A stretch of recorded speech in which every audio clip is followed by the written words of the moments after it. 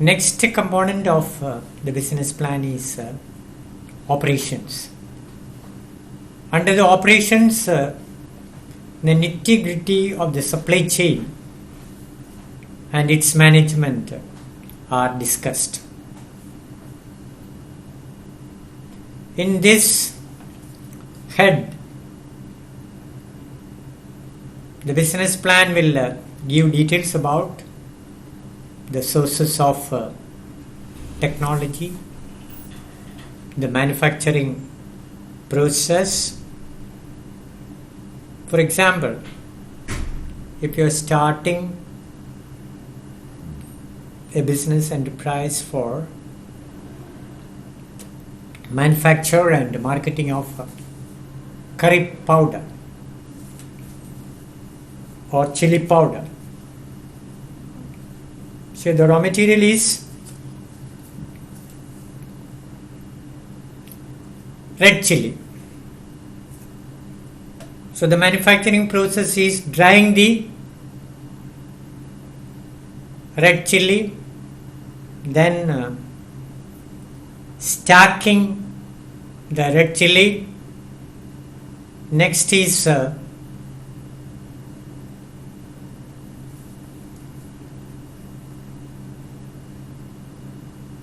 beating the chili, then pounding the chili, and finally packing the chili powder. For that you may require different machinery. If you are going for slow pounding, a pulverizer is to be purchased. Then you have to have heat packing machines to pack the chili powder. So depending upon the product, the manufacturing process will differ. One manufacturing process is followed for cattle feed production, another for curry powder making, then another for producing bread, cake and bun, another for biscuit, like that. So the business plan must outline the technology you are using, then you have to show a flow chart of the manufacturing process, various plants, equipments, facilities, infrastructure. Then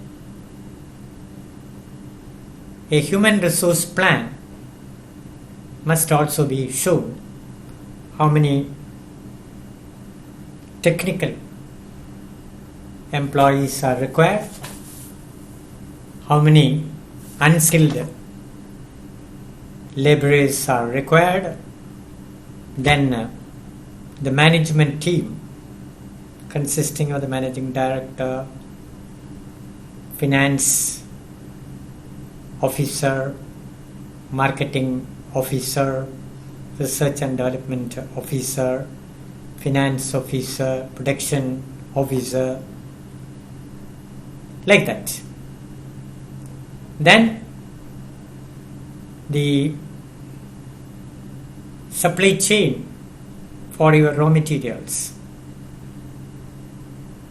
and storing of the raw materials and issue of the raw materials, everything should be outlined. Then accepting orders from customers and how the orders are filled.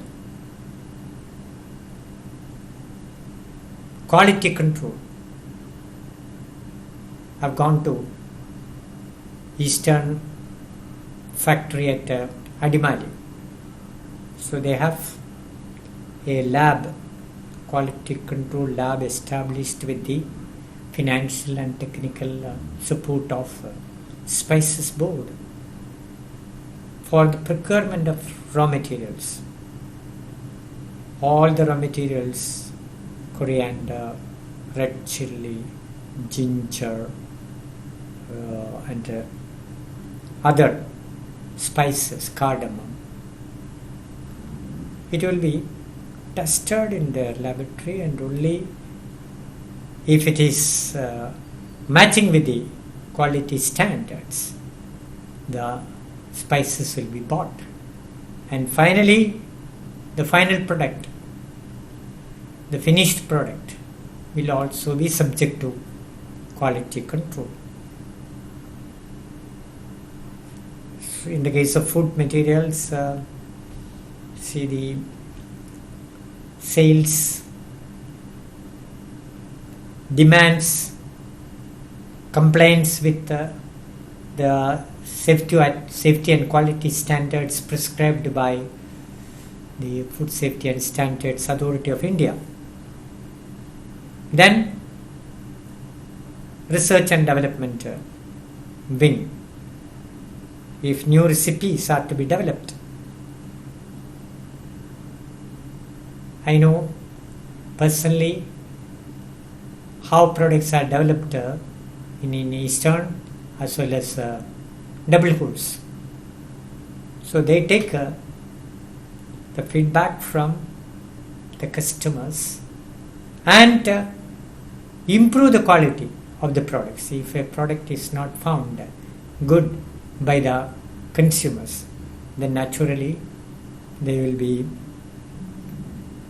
looking at the organoleptic and technical qualities of the product, and then only they will be launching the product. If a product is found not good by the consumer, that product will be called back and it will be improved and relaunched. Then management information system, very important for decision making. Managers and leaders need information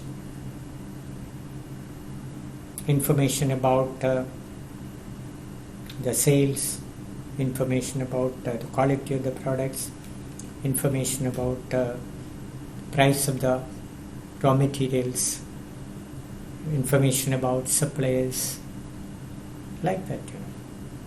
So vendor rating is an important thing. In the case of Kerala Solvents, KS, they manufacture different kinds of cattle feed, both pellets and powder. And the raw materials required are coconut cake, maize, rice bran, and the like. And they have suppliers, and they use vendor rating to accept and reject the vendors. So information system is very important. Then assumptions of output rates, costs, etc. Earlier we have seen that business plan is based on number of assumptions regarding the price of inputs and price of outputs and technology, then volume, so many aspects. And if any of these calculations or assumptions go wrong, then it will be reflecting on the financial performance and physical performance of the enterprise. It will have its implications on the dividend to be distributed, then bonus to be given to the employees, salary to be given to the employees, then tax planning, everything will be affected.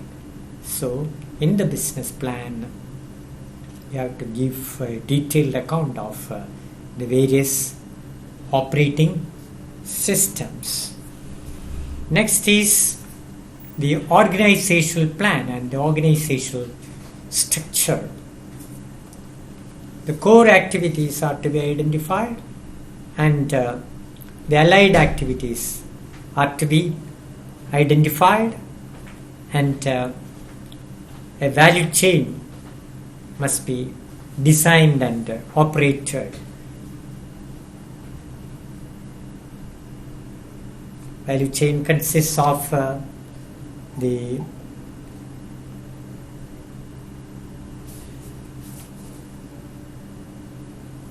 supply of the raw materials, then processing of the raw materials, then marketing of finished goods, then the cash flows, all those things have to be.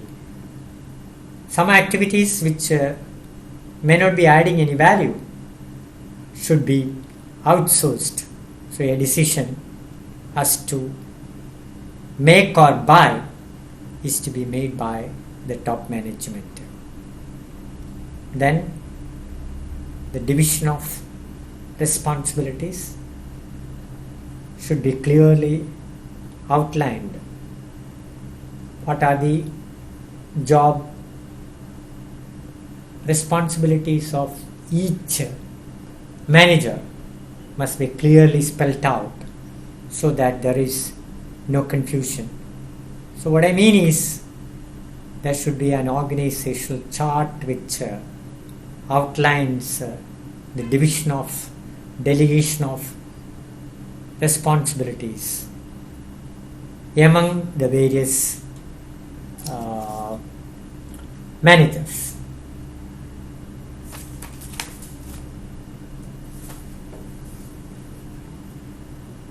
In the beginning we have seen that a business plan must give a vivid picture about the feasibility and profitability of the business enterprise. For that, the business plan must contain a financial plan. In the financial plan,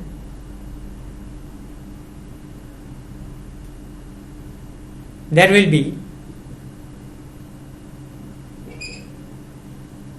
so many statements, so many analysis. Most important are, first one is the project cost. Project cost consists of fixed capital and working capital. Under fixed capital or fixed assets, we have investment in land, investment in building, investment in plant and machinery, investment in ancillary equipments, ancillary assets. Then some expenses will also be capitalized, preliminary and operating expenses. That will also be shown under fixed capital. Next important component of the project cost is working capital. Without working capital, no business can be run smoothly without any break or hurdle. What do you exactly mean by working capital? Working capital in the gross sense is investment in current assets. So you have to have a minimum level of raw materials, then goods in progress or work in progress. If it is a processing industry like cattle feed, oil refining, or then food products, some raw material will be under processing always for certain period of time. That is called the working capital cycle. It depends upon the extent of processing involved. Sometimes the raw material is to be processed for 1 day, maybe 3 days, maybe 7 days, like that. So 7 days investment in raw material, wages and overheads will constitute the one element of working capital. So raw material, then stock of work in process, then stock of finished goods. That means how many days it will take for the finished goods to be realized in cash. So investment in raw material, wages, then overheads, including sometimes the profit is taken as the investment in finished goods. So that is one component of working capital. Then if you sell goods on credit, debtors or receivables or bills receivable, that is another component of working capital. And third one is you have to have some liquid cash with you, either in your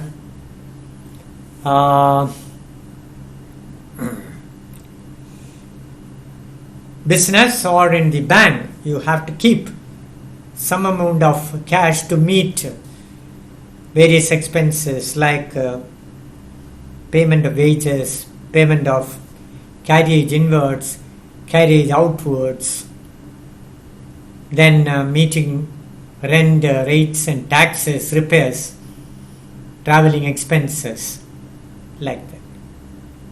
Expenses which are incurred on a daily basis. So you have to keep some cash. So all these four items constitute working capital. So fixed capital plus working capital constitute the project cost. In the business plan, you have to give a table showing the project cost. Then how you will raise funds to finance these fixed and current assets, or fixed capital and working capital, from which all sources. That is called the capital structure or financing plan of the business. Financing plan. Here, if it is a private limited company or a partnership, there will be a contribution from the entrepreneurs. That is called equity capital. If it is a public limited company or a private limited company, it is called equity capital.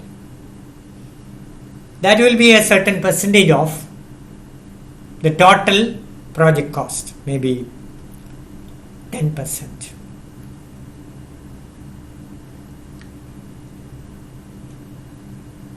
The balance amount is to be raised from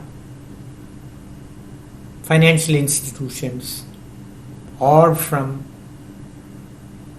venture capitalists or from some angel investors. So it depends upon the nature of the business and the capability of the entrepreneurial team.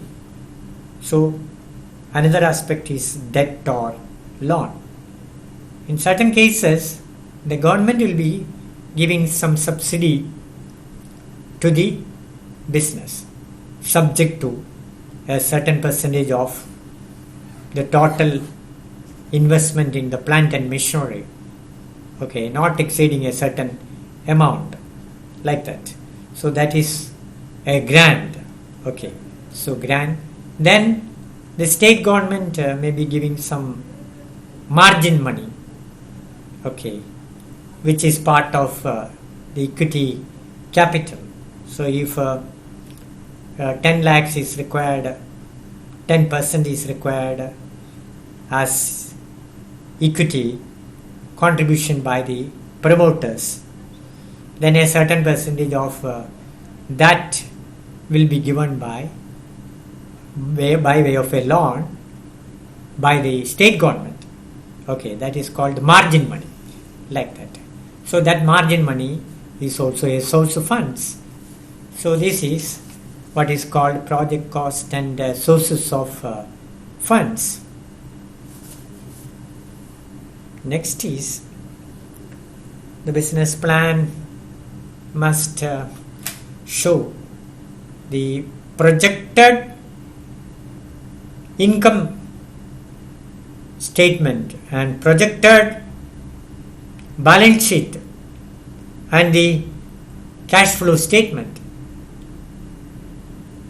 So in the profit and loss account or in the projected income statement, the first item is the sales revenue, then different expenses incurred during a particular period of time.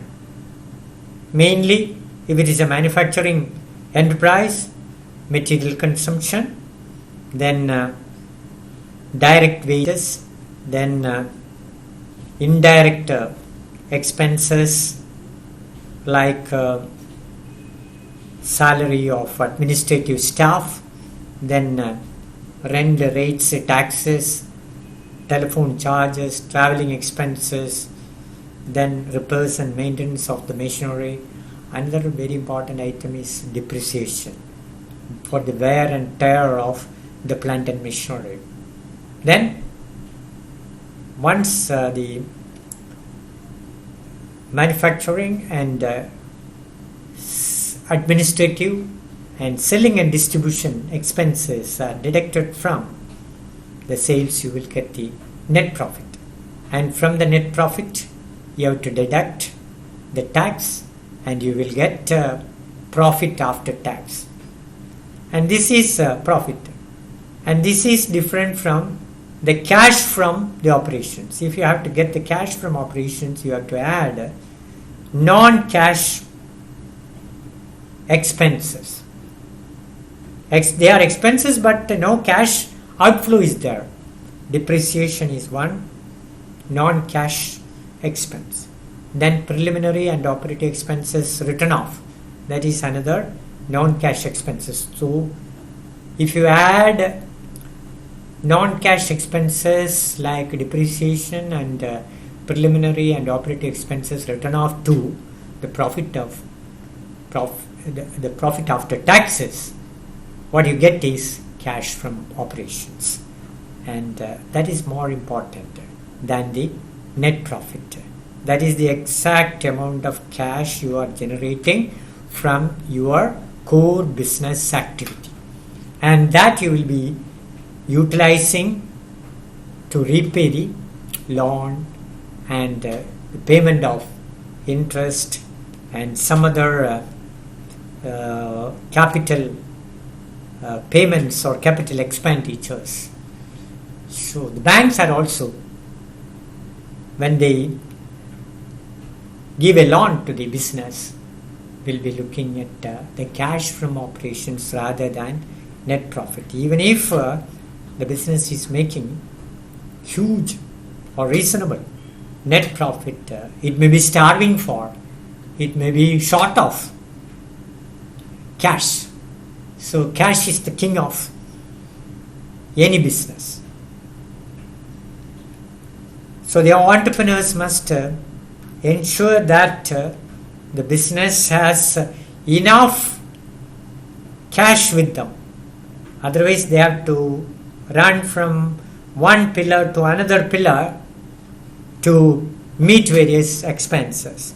So a cash flow statement is also to be prepared. Then most important is the break-even sales is to be calculated. Break-even sales is the sales where the business will be making neither profit nor loss. That means the business will be just meeting the total cost. Total cost of a business consists of fixed cost and variable cost.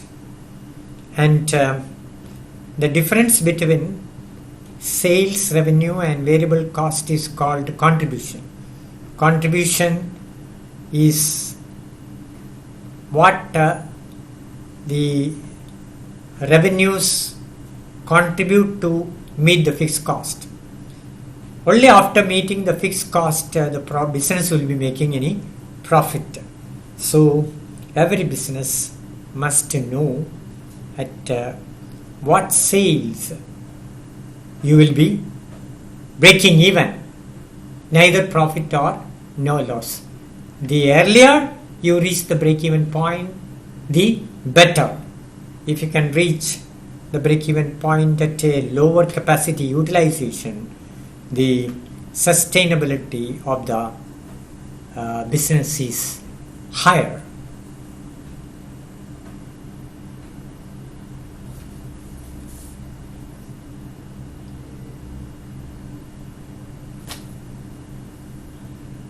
Another important aspect to be covered in the business plan is return on investment. So what is your total project cost and what is the profit after tax? That will give you a new idea about ROI, return on investment. Return on investment is calculated by profit after taxes divided by the total project cost or the total investment. That means fixed capital plus working capital. Okay, so that is also an important aspect. Okay, then finally you have to show in the business plan the implementation schedule. Okay, how many months it will take to finish the project, when you will start and when you will launch the product. Okay, when the land will be purchased, when the building will be constructed, when the machinery will be ordered, then when the plant will be erected, when recruitment will be done, then when the trial production will be carried out, and finally when the product will be launched in the market. You can prepare a Gantt chart showing the implementation schedule. Certain activities can be carried out simultaneously. When the land is purchased and the building is constructed, so in the last month of finishing the infrastructure, you can order for the plant and machinery. So that may take 2 months. So in between you can go for the utility supply, enter into agreements for the utility supply like electricity, water, then diesel, other utilities like that. Along with that, in a phased manner, you can go for the recruitment of the technical as well as non-technical workers, then management team, all those things. Then trial run, it might take 1 or 2 weeks. Then final launching of the product. That is the implementation schedule. And finally, the risk analysis. Every business is exposed to some kind of risk. There is no business without risk. The first one is market risk, risk related to sales. So you may be introducing a product, then suddenly a new product with better features may be introduced by your competitors, like that. They may be having a better money power, so they may undercut the price. Then if you are a small operator, you will be thrown out of the business. So that is market risk, then competition, then technology risk. A new technology may be introduced for the manufacture of the product. A new formula, better formula may be evolved, like that.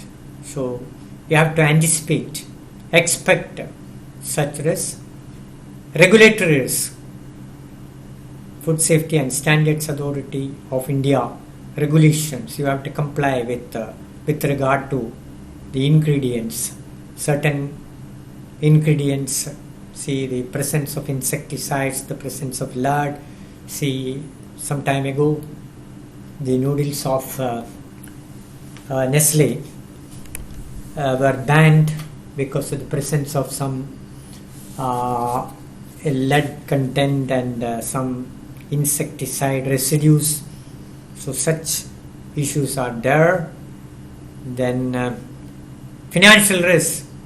You may be expecting loan for working capital, but it may not be coming at the expected time. Sometimes the bank may be going back on the promise. Then management risk. See, some managers may be resigning, and in that case you are exposed to a risk, like that. So all these things should be taken into machinery breakdown, human fidelity problems, so risk analysis. And finally, I told you about some venture capitalists may be making some investments.